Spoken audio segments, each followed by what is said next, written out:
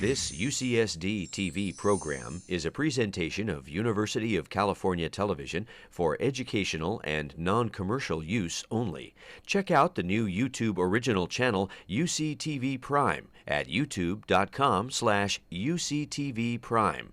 Subscribe today to get new programs every week.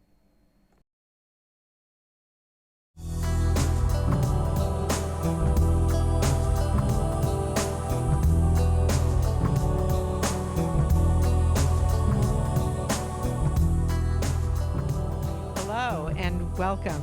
My name is Fauna Foreman and I co-direct the new UCSD Center on Global Justice. And along with Jerry Mackey, I'd like to welcome you all and to welcome Richard Sennett to UCSD. Now, I'm not sure Richard realizes it, but his visit has instigated a new project here at UCSD that we're calling the Urban Ecologies of Global Justice. It's a collaboration between the Center on Global Justice, Teddy Cruz's new Center on Urban Ecologies, and Keith Pizzoli in the Urban Studies program. Our thanks tonight to Steve Erie, Director of Urban Studies, to John Evans, Chair of Sociology, for their support, and our thanks as well to Associate Vice Chancellor Mary Walshock for helping to arrange UC TV coverage. Again, this all sounds like a careful and deliberate plan, but in fact, it happened rather quickly and serendipitously, what Teddy would call Tijuana style. Where's Teddy? Tijuana style. A few weeks ago, Richard told me he was going to be in LA and then he'd love to come down and see the border and see some interesting communities and hang out a bit. And when I floated the idea with Teddy, he lit up, as Teddy does, and it struck us both immediately that Richard's work represented a magnificent convergence between the local and the global, and thus a bridge between Teddy's work on urban ecologies and mine and Jerry's work on global justice. So we immediately called Keith Pizzoli, who has an interest in these things, and a collaboration was born. Well, tonight we're delighted to welcome, in a slightly less funky space, our muse, Richard Sennett, who will talk about his new book on cooperation. Together, the rituals, pleasures, and politics of cooperation. Just a few words about Richard before I set him loose. For more than 40 years, Richard has been writing about the everyday, about how we experience the cities we inhabit, the labor we do, the culture that we both absorb and make. His dozen or so books have tended to cluster around these themes and are typically intersections of them all. Richard's field, I suppose, is sociology, but his ideas and his insights flow like literature, elegantly, playfully, ethnographically rich across the disciplines of architecture, design, music, art, literature, history, philosophy, political, and economic theory. Richard's urban sensibility runs through everything that he does, a sort of Socrates who loves the city. And he has written several books on the relation between people and the built environment of the city. He's probably best known for two themes that run through most of his work. First is the decline of public space, described most famously in The Fall of Public Man of 1977, in which Richard argued that countercultural narcissism and a kind of preoccupation with personal narrative and history had destroyed our sense of connection with one another. And second, his analysis of the evolving nature of work in modern capitalism and how we have lost mastery over our own lives. A project exemplified in the Hidden Injuries of Class of 1972 and carried on in various ways in the Culture of the New Capitalism of 1996 and in The Corrosion of Character of 1998. More recently, Richard has turned to the subject of homo faber, borrowing from Hannah Arendt, the making of culture, of which his newest works, The Craftsman and Together, the book we're discussing tonight, are a part.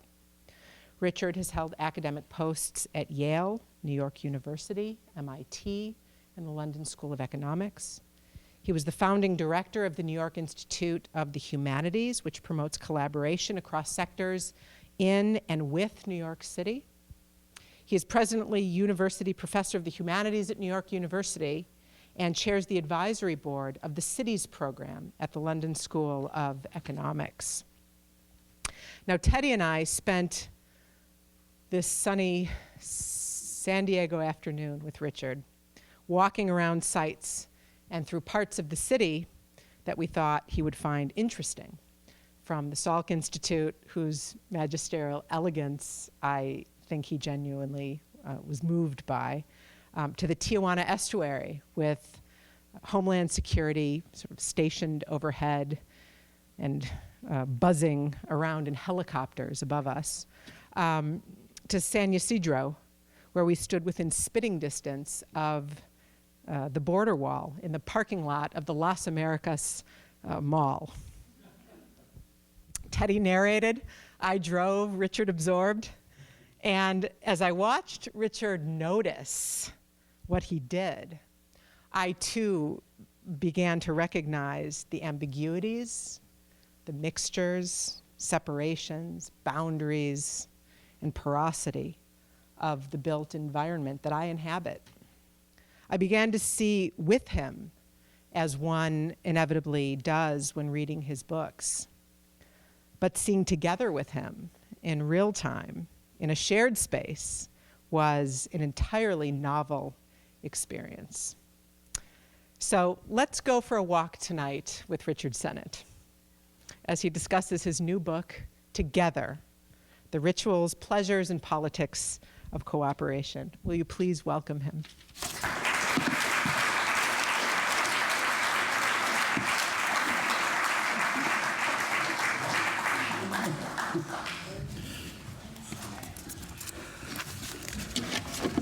I have to say this was an absolutely astounding walk to me, to see this border fence and in front of it what was it? Was it Gucci? Yeah. It's incredible. So you really live in a kind of fantasy landscape of here. I'm very grateful to you for taking me around. I'm not going to be able to give you a summary of this book, which is cheap, and you'll want to take it home to bed with you and things like that. But I do want to talk about one theme in it, which relates to practical work in planning and community development. And that's the what difference it means to talk about and to understand cooperation as something that's a skill, and how we develop that skill. I'm going to try and give you some thoughts of my own about what it means to become skillful at cooperating with other people. And then I'd like to talk to you a little about why this matters to us when we're doing work from the bottom up in planning and urban design, where we need to cooperate with local residents and local communities. This is a very large subject. I mean, and I'm narrowing it down. At its largest, the United States is obviously, to all of you, suffering a crisis of cooperation in the political sphere. And I would say more largely in capitalism today, that forms of cooperation that sustained workers in the past are being steadily eroded, so that the experience of becoming skilled in cooperating with other workers and translating that experience of cooperation into fraternal action is becoming very weakened. And it's that large subject that I try and address in my book. Let me start but as I say, I want to talk more, as it were, in the family about what cooperation means to us as people who are working in cities, and particularly with local communities. Let me start by talking a little about how we can understand what cooperation is. There's a very simple definition that you can use, which is that cooperation is working with others to do things you can't do for yourself. And that is an experience that begins at the very onset of human life. Infants need to cooperate with their parents for food, to understand the world at large, and so on. That's natural cooperation. And the trajectory that happens in development of human beings is that they learn how, from that almost instinctive cooperation, to deal with very complex forms of cooperation, or can learn a difficult cooperation, which is working with people you don't understand, you don't like, or you don't know. So this moves from something that is an experience we all have to at its most complex, dealing with strangers or antagonists. And how one develops that capacity to deal with difficult cooperation, I treat as a craft. And that's why this book is related to the earlier book that I did on craftsmanship. I'm trying in this book to understand if there are some aspects of skill development that we have in dealing with the material world that translate into our skills in dealing with one another. I just want to say two things about this journey, this developmental journey, and I talk about it at much greater length in the book. The first is that around the time that young human beings reach the end of their fourth or their fifth year, that there comes to be a challenge to this kind of natural cooperation, and it is that cooperation seems now to be an antithetical to the dawning human sense of autonomy. That is, that for the baby, and for the baby's parents, cooperation is usually a win-win situation. The baby gets something, the parents get something from being able to work with their children.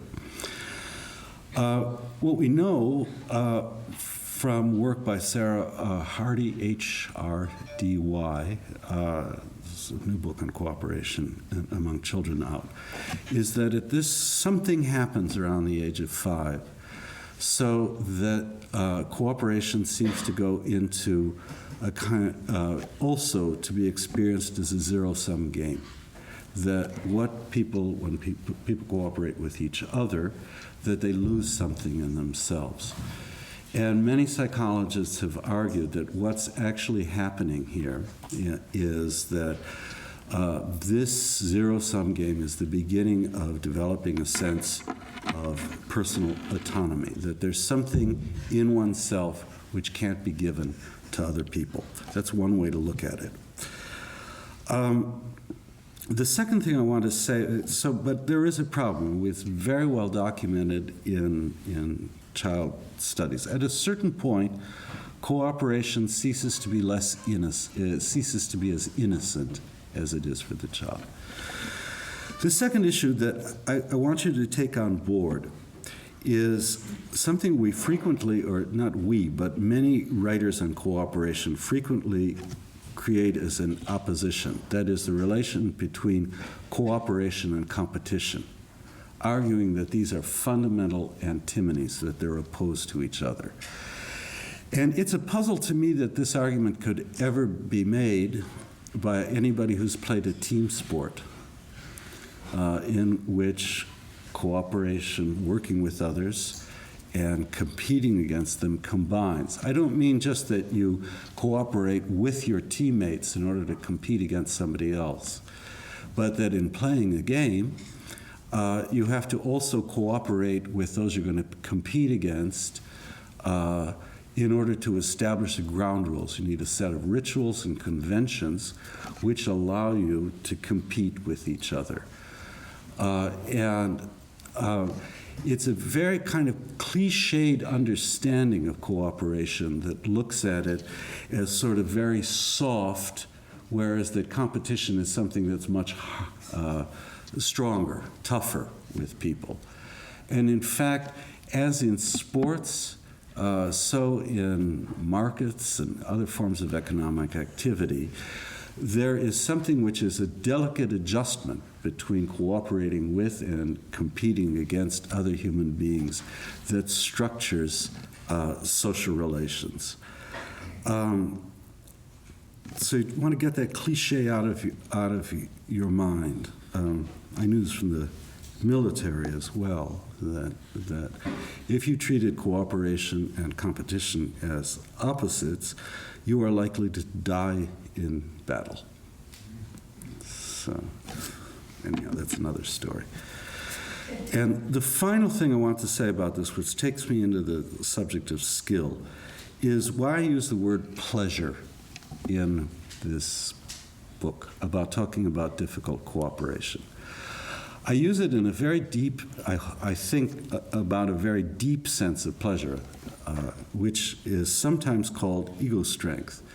That is, the pleasure in believing that you are, and in being able to manage difficult circumstances with other people, which is, for Eric Erikson and other psychoanalysts, the essence of what we think of as an ego strength. It's not self-assertion, it's not submission, it's the management of complicated situations that require knowledge of others, behavior of oneself, and so on, that keeps one capable of dealing with complexity. And that is people who have the confidence that they can deal with difficult situations with other people experience pleasure in its most profound sense. But to experience that pleasure, they have to be able to become skillful in their social relations. And I want to describe to you, by pairs of opposites, three forms of skillful cooperation, three dimensions in which the skill of cooperation takes form. And this sounds all very abstract, but I'll make it as simple as I can. The first is the way in which cooperation develops along the vector between dialectics and dialogics. The second is the way cooperation develops along the vector between formal and informal activity. And the third is the way cooperation develops along the vector between empathy and sympathy. And I'm going to try and describe each one of these to you in fairly concrete terms. We can understand the difference between dialectics and dialogics is the difference between being able to assert something, to express a view, and becoming skilled in doing so, and which is dialectical, and what we think of as listening skills, which are dialogical. The first is about presenting something expressively to somebody else in a particular form, And the second is about being able to take in what you hear from others. And in my book, I have focused mostly on dialogical skills, on skills of listening, because I think these are absolutely key for doing practical work in communities. Let me just say a little more about this difference. I'm sure you didn't get this here, but if you were badly taught about dialectic, you were taught that it consists of a thesis, an antithesis, and a synthesis. That is, an assertion, a counter-assertion, and then everything coming together.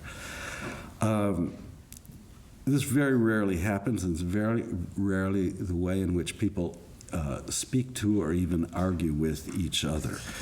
And it certainly is not the way in which Hegel thought about dialectic. For Hegel, this is a power relationship. The assertiveness, the thesis, is something that a master presents to a slave, as in the form like, you're not working hard enough, or you can do better. And for Hegel, the notion of an antithetical response to that is actually a displacement, which is to talk about something else, like, isn't this an interesting project? You know? And the synthesis is a way in which people learn that it's a self-defensive thing that the slave, by which he means the subordinate, changes the subject. It's a way of defending an accusation or an assertion of control. And the synthesis is not so much putting everything together, but a recognition of what each other is saying. My friend Jim Scott has written a wonderful book called Hidden Transcripts, which is an attempt to look at this Hegelian idea in the dialogue between real slaves and real masters, both in Brazil and in Indonesia, about how there is a kind of coming together so that people are in this synthetic thing, understanding that they are speaking back and forth to each other. It's also the idea of Jürgen Habermas about communicative interaction. But what's at the core of it is the notion of back and forth leading to something which is more of an intertwined tissue. And that's the cooperative element, and it contains a lot of tension, it contains a lot of conflict, but there is also a kind of knitting together. In dialogics, there's quite a different situation obtains. The term dialogical comes from a writer named Mikhail Bakhtin, who was a Russian 20th century. I think he was killed by Stalin in 1938. I'm not sure of the date. He was a great, great literary and philosophical figure. And by dialogics, he meant two things, which is it's an attempt. Well, he meant many things by it, but as it deals with listening skills, it's first of all an attempt to take in what people mean, which is not what they say. So it's an attempt to, as we would say, to look for subtext and to hear what's not spoken. That's what a psychoanalyst or any good shrink wants to do. And secondly, it's an idea that the actual interchanges between people don't have a denouement. That is, you have a talk with somebody, you attend to what they're thinking or feeling, which they're not saying, you respond to that, but you, in the end, don't put it together into something that's a synthesis where you have a denouement, a sense of better understanding of each other. Bakhtin called this stranger knowledge, and you can understand what he means if you think about, most of you probably had the experience I've had of talking to a stranger in a bar or on an airplane, although less on an airplane because you're about to die and you don't really want to talk to anybody in an airplane. But you have an encounter with a stranger, you're never going to see them again. Something in casually talking to them spurs something in you, or something you say to them spurs something in them. There's a kind of new awareness of an issue, but it's not necessarily vocalized between the two of you. It's like, balls bouncing off of each other. And Bakhtin's idea is that this is what stranger knowledge is about, and that it takes skill to be able to attend to those clues that are uncovering what's hidden beneath the surface of talk. And my argument to you is that when we do work in communities, it's hearing what's not been said, what people can't vocalize, what they actually are, what they mean to say, even if they say the opposite, which is something that we need to develop in order to be able to have a productive relationship in community development or in local organizing. It's the difference, if you like, between presenting something to somebody where we can say at the end, great, we know where we are, right? We agree on X, which is dialectical, or we can understand each other. And the sense that we've gotten something from other people, but we're not able to quite define what it is. So it's very, it's learning how to dwell in ambiguity. So that's one kind of collaborative skill in terms of speech acts that I think is important for us.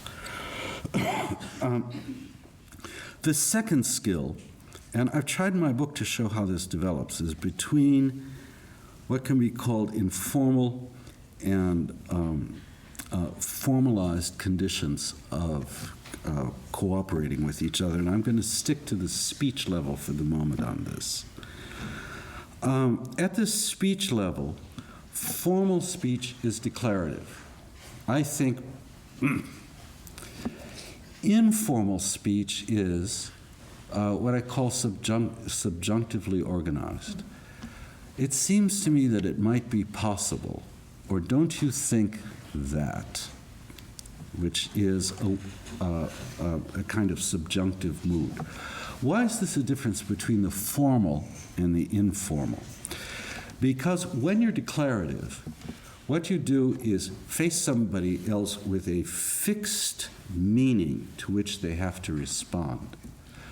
Whereas when you're in the subjunctive mood, you're leaving a space in between where the other doesn't need immediately to respond to a provocation. And my argument in the book is that this kind of it formalizes, that is, the conditions between two people. There isn't a definition of what's going on. My argument in the book is that learning how to speak in the subjunctive is a way of creating a space of freedom in dealing with situations with other people. My old friend Bernard Williams, who's a philosopher in Cambridge, once, this is not a blindingly original insight of mine, once spoke about the fetish of assertion in talking about what he hated about American culture. And his notion was everybody is up front. They tell you exactly, they're in your face. And he said what that does is really, it destroys the freedom of conversation. Because all you can do is if I say, bloody Obama, what a bastard. You've got to, you're in a very competitive situation. It's a challenging situation. Whereas Bernard's way of doing this would have been very, very impressive. A very impressive person, but I wonder if perhaps also, wouldn't you think, perhaps a little weak? Which invites the other to, lay out different kinds of responses. It's obvious that this distinction between the declarative and the subjunctive has something to do with dialogics and dialectics. When we have a debate with somebody, we are declarative. When Americans have debates with people.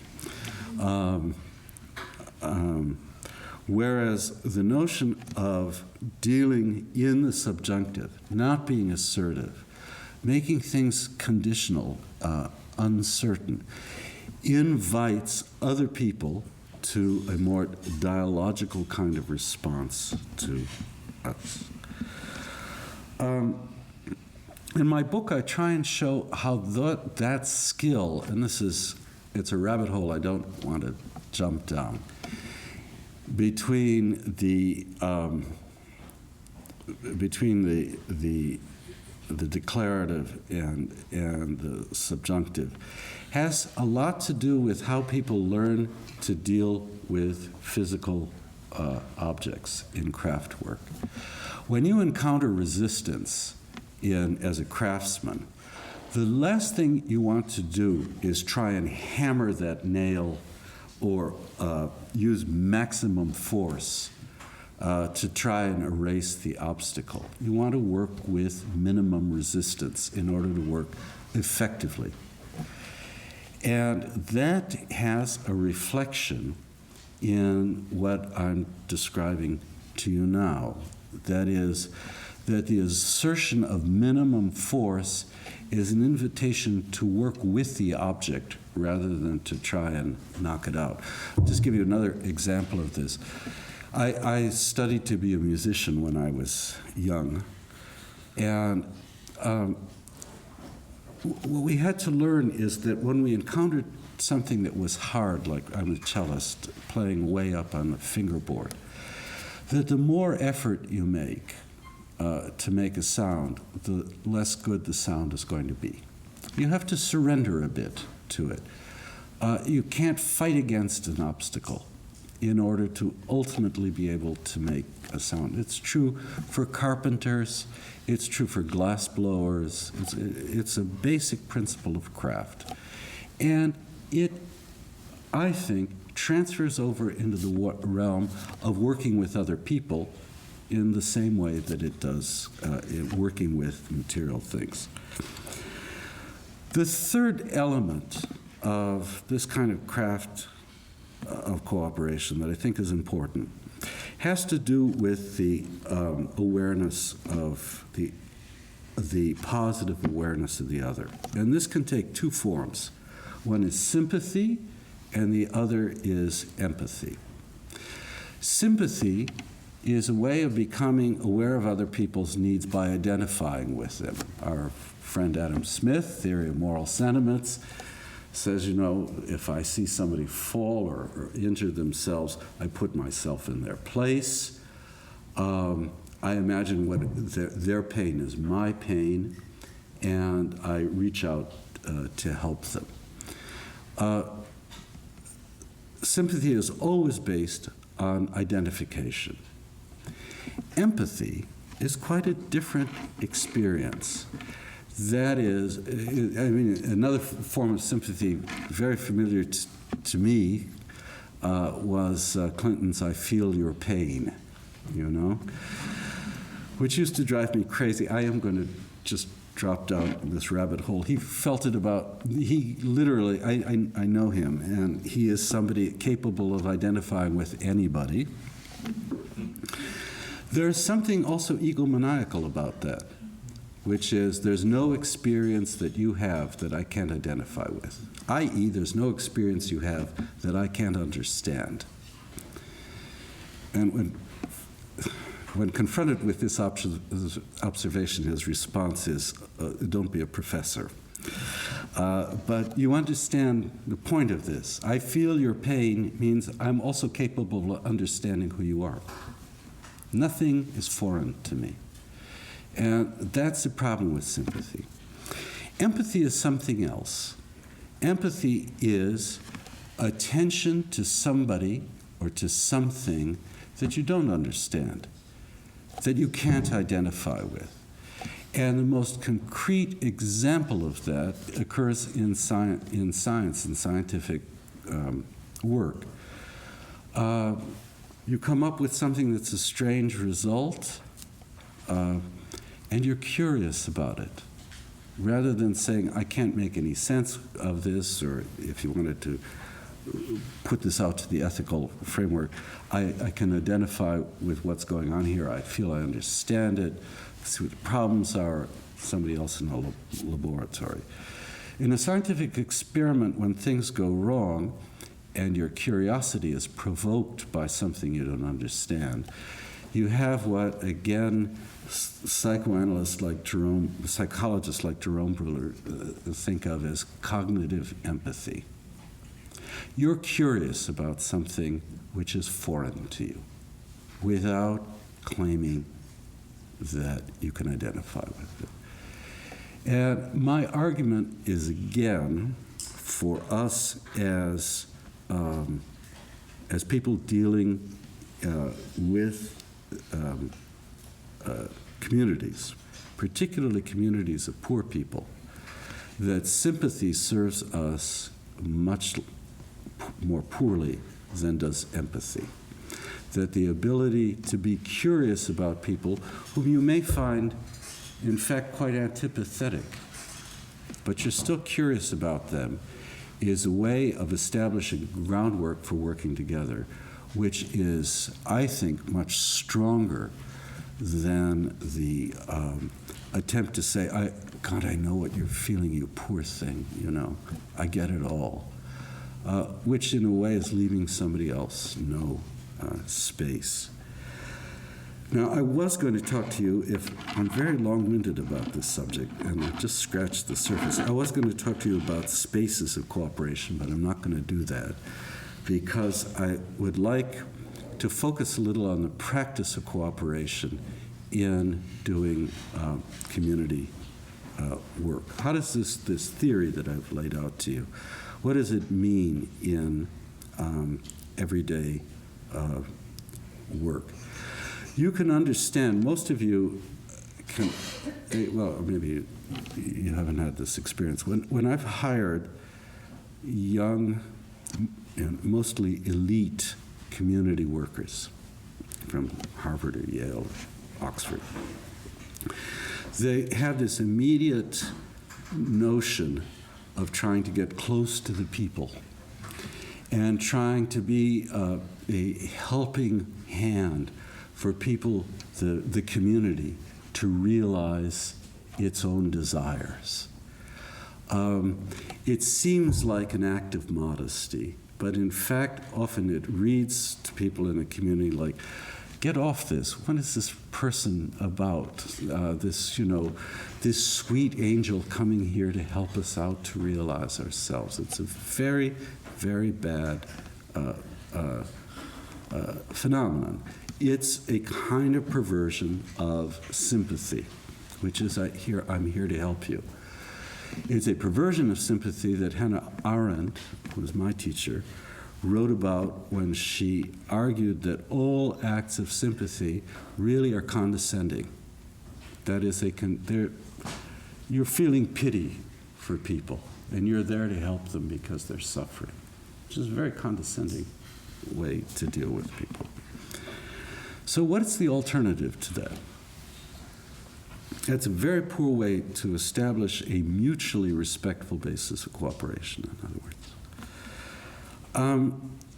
One of the things that, if any of you have been involved in design work with local communities, you will know, is that most people, when you say, how would you like your school to look or your community health service to look, fall back on the most conservative visual language they have.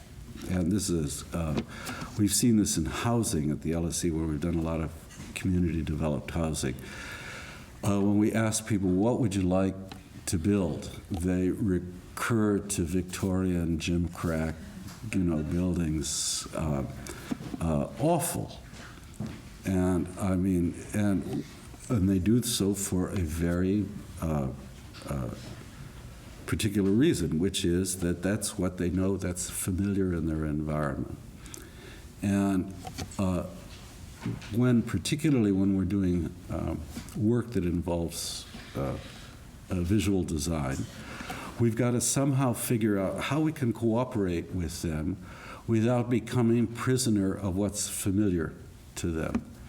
And I'll tell you what, the strategy, that sort of technique, I guess you can call it, that we've developed over the last decade, may be useful to you, maybe not, but it's a way of trying to enable the fact that we do have skills as designers, and they don't, and yet to create a cooperative situation. I'll tell you what we do.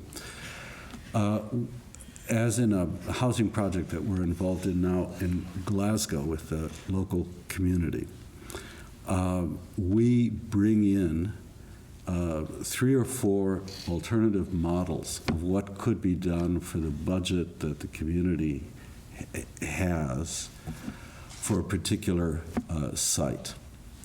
And these are realized models. And the idea is to say to people, this is possible for the cash that you've got in hand, and it serves these designs meet planning regulations. And now you've got to decide what you want. And the first impulse of people to say is, what's best? And the last thing in the world you can say is they're all equally good, which is another way of saying, what do I know? I'm just, here. It's all up to you, and so on. It's disempowering in the name of being self-defeating. So what we've done is taken advocates for each design, people in our shop, who will explain why they think their design is the best. And that's sort of stage 1 of how we do this work, and they make an argument. The second stage is to convert all of that from dialectics and assertion into dialogics. And the idea is we ask people, look, these are the arguments for this. Let's work it through. Who do you believe? The people who made the arguments are finished. We have to make a decision. You have to make a decision. Let's work it through. And what we found when this works, and of course sometimes it's a spectacular failure. I'm not saying this is a magic bullet. We've had disasters. But when it does work, what happens is that gradually people start talking to each other. They speak more subjunctively. They're more interested. They get curious about relation between 3 seemingly contrary designs. And in the end, the choice is usually not one over the other, but something that's a kind of mixture of good elements that they've arrived at. And this is a method that we've used. We've done it for housing. We've done it for vest pocket parks and so on. And it's a strategy, if you like, not for the expert or the person with skill, not suppressing his or her own skill, but bringing somebody else into a collaborative, working relationship where you're honest to yourself and they know that you're being honest with them, and that gradually they'll take over. And that's a method we build models. We never do things online, in CAD. To people, we always make physical things people walk around with. The more tactile, the better. And usually out of styrofoam, which is an environmentally unfriendly material, but it's a great thing for somebody to pick up a block of it and say, what if we stick this here? And so for me, this has been, this last 10 years, a way of finding a method of working as an urban designer, which has a kind of theoretical grounding, the grounding that I've laid out to you tonight. As I say, it's not a magic bullet. It can frequently fail, and it's got a big constraint around it, which is that what I've described to you like this works great at the micro level, but is not a macro strategy, obviously. You can't resist City Hall by having charrettes of this kind. It's not, and I'm so old that I just follow my own bent. I like working on local things. I like things that are concrete. And this is a way of accomplishing something that, if the conditions are right, so that people are able to do community development on their own, it's a way of creating, I would say, a kind of dialogical community urban design. And it seems the greatest successes we've had with this, we do a lot of vest pocket parks. And that's something that's sort of easy for people to take on board, because it's kind of blank slate. You're recovering abandoned space and recolonizing it, and it works well. It also works well for housing. So I just wanted to give you an idea of, for me, I actually came to this practice, this kind of practice, by thinking theoretically about, this is not inductive for me. That is, I started by thinking about the theory of cooperation, and I arrived at, and so did my colleagues, at ways of putting this into practice. I think it's very difficult in community development work to work the other way around, to take the lessons of experience and try and add them up to something which is a form of practice. That's also true, believe it or not, in craft labor of a physical sort. We have to have an understanding, a propositional understanding about what we're doing when we're working with sound or when we're working with molten glass before we're able to see the ways in which we're going to be able to work effectively. And I guess I conclude by saying about this that if you've read my earlier book, you know I am a pragmatist social philosopher, and pragmatism is supposed to be an inductive method of learning by doing, and it's very easy to characterize. You learn about the nature of, I don't know, the cell by ripping apart a pillow or something like that. I don't know.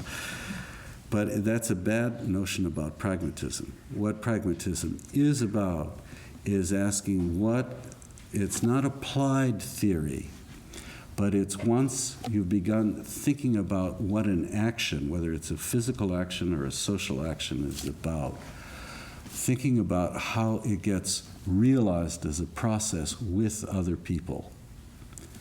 And that is, I think, pragmatism is really a philosophical school about becoming, but it starts with the notion of using your head, thinking about what you're doing before you do it.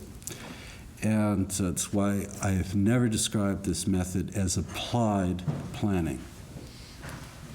Do you understand what I'm saying about this? Applied planning means that you've got a body of data and you apply it to a particular situation.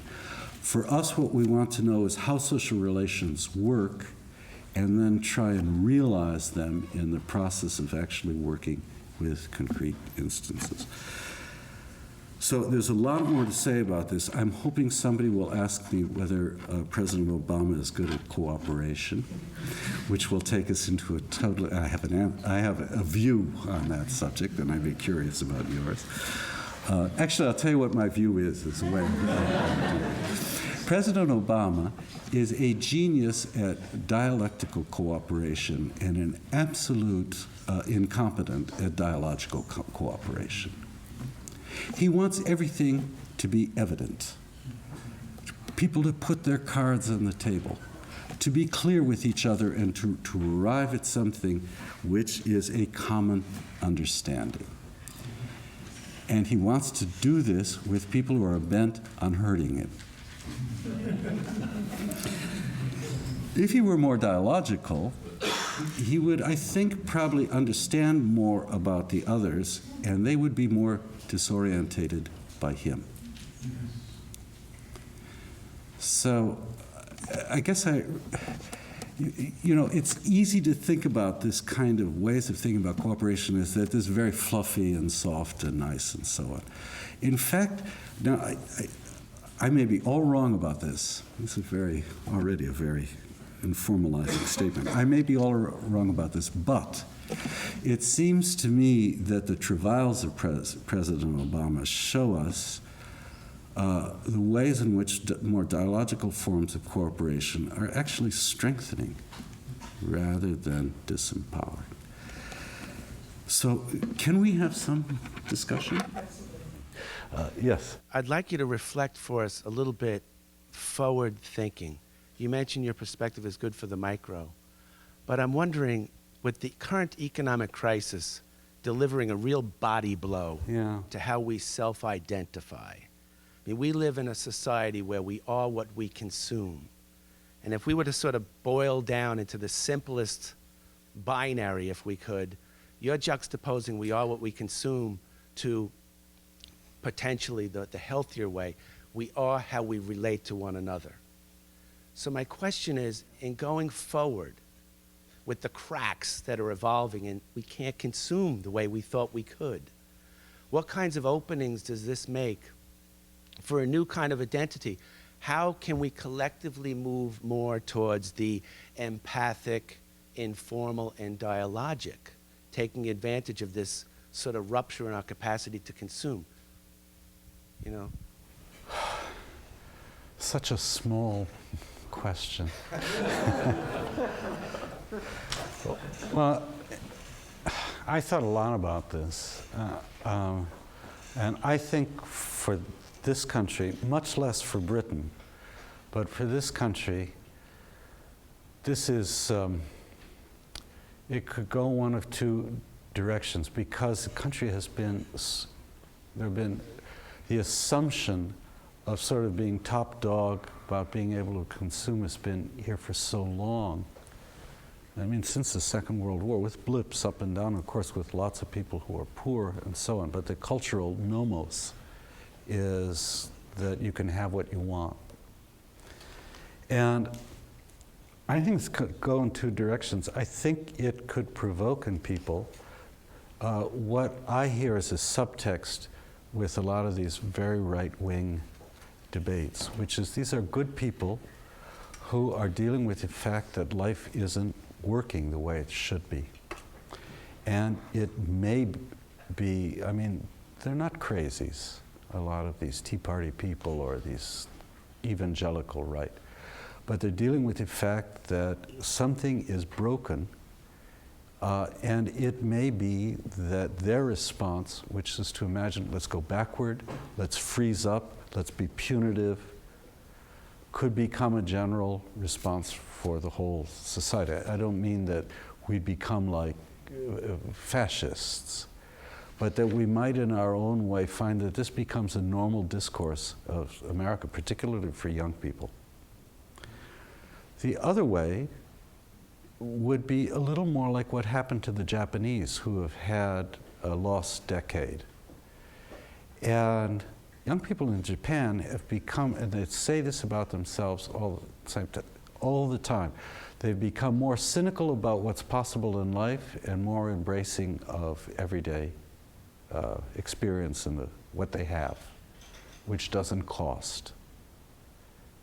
And it's quite, you know, that's another road to this, where you just take the capitalist beast as there's nothing can be done about it, and you focus on your immediate and everyday social relations. I find it very admirable.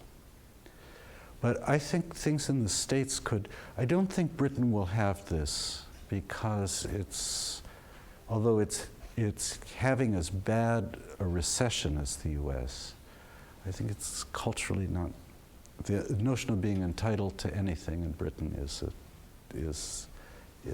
not there. But I think in America, there's a kind of very deep sense in the nomos of being entitled to having. So it could flip either way, you know? And my only thought about this is that rather than demonize these people on the right, this is technically what sociologists call ressentiment, rather than demonize people about it, to understand it, it's a real response to a huge cultural break, and we're living that break right now. I mean, what's clear to me is that economically we're never going to go back to what we knew in the 70s, 80s, and 90s. It's over, you know? It's a question about how adaptable in the end American society becomes. You know, Teddy, when we went to, one thing that was going through my head is we were at this Gucci emporium on the edge of this metal frontier. Was whether people would stop going to an emporium like that at a certain point by just saying, I don't need this. You know, I don't need to go load up on this kind of stuff. It was packed with young people. Did you see that? So, you know, I mean, and it could change the physical landscape a lot. Maybe malls won't, because people don't have the credit cards to make malls work. Maybe we'll have a whole different configuration. Or people will take something like the Gucci store, wherever it is, as a kind of cultural entitlement. In which case we'll have more and more ressentiment because they're not going to be able to have it. So I think this is a key moment in American society. And it could flip either, it could become more Japanese, or it could be, as it were, more German. You know? Is that maybe we should all have a drink on this. Well, I'll intervene with some empathy here and let Richard go. Join me in thanking thank Richard you all for joining us tonight. Thank you.